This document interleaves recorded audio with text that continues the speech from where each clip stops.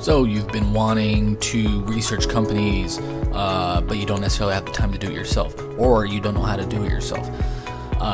In this series of videos, I'm going to be going step by step through my entire process from beginning to end on how I find companies, what I look for when I do my initial research on the companies. If they pass my initial research, how do I value and evaluate them after reading their financial statements? I will go step by step, including valuations when we get to that point, and how to evaluate companies. My name is Jason Rivera, and welcome to Value Investing Journey Case Studies.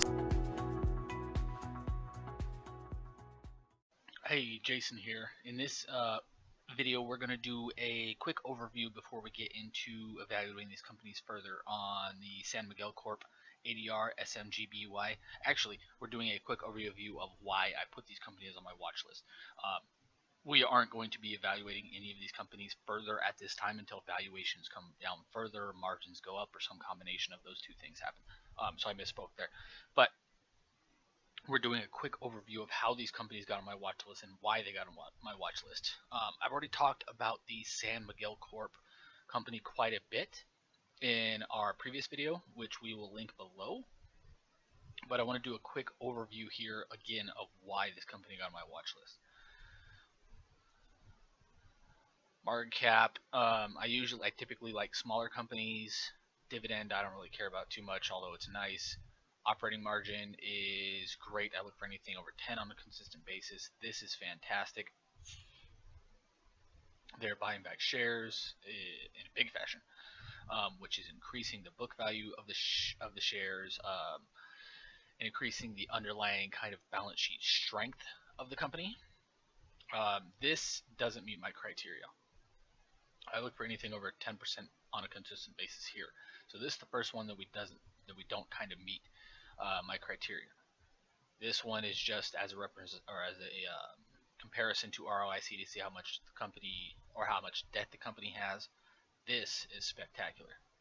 This number right here is, I look for anything over 5% on a consistent basis. So 8.9% is fantastic.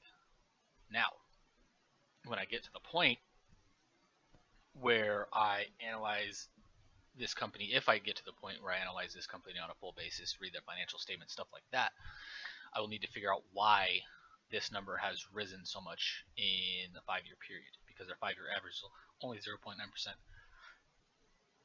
This, again, fantastic, means they're becoming more efficient over time, means they're churning cash, they're getting more cash, which is, again, leads to this rise, but we need to figure out why. And the valuations, I look for anything under 8. So as of right now, this company is slightly overvalued in my opinion, if not about fairly valued. These are okay. These two aren't great, but they're doable, especially if the company continues to produce these kind of free cash flow margins. So this company is kind of iffy for me. So why did I put it on my watch list? Usually what I require is these numbers to scream at me, say this is fantastic, this is massively undervalued, or some combination of those two. This has a stellar balance sheet, whatever. This company is kind of iffy. Most of its things are great. Its ROIC is not. Its debt levels are not, and it's probably about fairly valued now. But other than that, everything else is fantastic about this company. What kind of swung it for this company to put this on my watch list was when I looked here. This profile right here. Why? This little mini profile. Why would this paragraph or two have me put this company on, or lead me towards putting this company on my watch list? Because competitive advantages can happen on a somewhat regular basis if the company knows what they're doing in all of these business lines. Specifically here to a lesser degree. Again, here to a lesser degree. It depends on what kind of products and patents and stuff they have. And here. Now, typically I don't look at oil, natural gas, natural resource companies at all. but I do know that they can lead to competitive advantages, and this is just one part of this conglomerate. This company is likely a holding company. I haven't looked at this company at all before, but knowing what conglomerates and holding companies are, they own various different assets. So this company is likely structured as a holding company. And again, this is what kind of swung it for me. These kind of competitive advantage or industries that lead to possible competitive advantages is what led me to see that. Should that show up in the margins like the ROIC? Yes.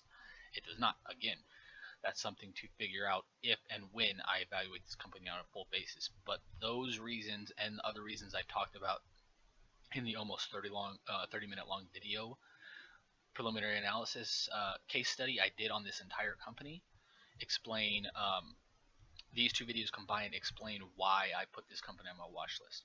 This is going to be a shorter video than the other two will be because I've already talked about this on the video and on the blog. The other two companies, again, the Philippine Stock Exchange and JG Summit Holdings, were the other two that I've added to my watch list from the Filipino ADRs. Those will be longer videos because I haven't talked about those videos or haven't talked about those companies on video yet. But this one is just a quick recap just because I've already talked about it. Again, a 30-minute long video. I just kind of wanted to recap and told you what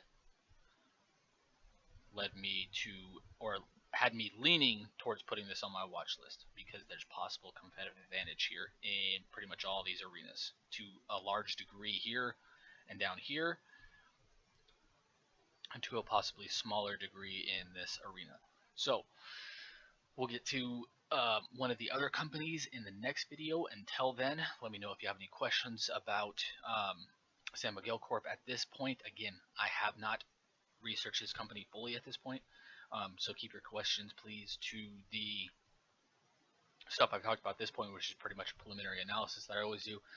And if you have any questions about the kind of competitive advantage things I talked about, please, again, let me know. If you want to see the other videos in this case study series, especially specifically the San Miguel Corp video, the other San Miguel Corp video and post will be linked below this, but the other ones in this case study, again, I should put a link below there so you can watch those other videos, depending on where you're watching, YouTube, blog, social media, whatever. If not, search San Miguel Corp or case studies, value investing journey case studies on YouTube. And again, I will see you in the next video. Thank you.